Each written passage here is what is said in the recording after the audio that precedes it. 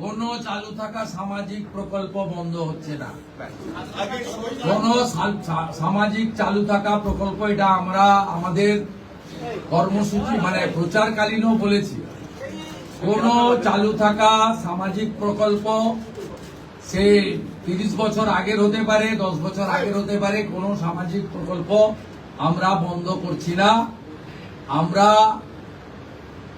Paperless অফিসও করব, আমরা সমস্ত পোর্টালগুলোকে আপডেটও করব এবং সমস্ত বেনিফিশিয়ারি ডিবিটির মাধ্যমে, যেটা নরেন্দ্র মোদীজির নেতৃত্বে দেশের সরকার করেছে, ডাইরেক্ট বেনিফিট ট্রান্সফারের মাধ্যমে হবে এবং সবটাই স্বচ্ছতার সঙ্গে হবে।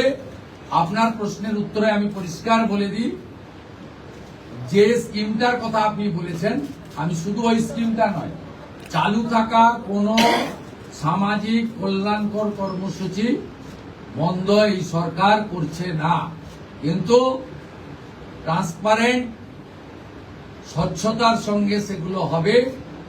কোন মৃত ব্যক্তি তিনি কোন সামাজিক প্রকল্পের সুযোগ পেতে পারেন না, আপনিও বলবেন না পাওয়া উচিত।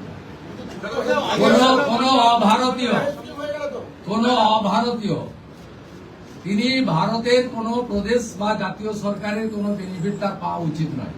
অর্থাৎ আমার প্রশ্নে, আপনার প্রশ্নের মধ্যে আমার সব উত্তর আছে।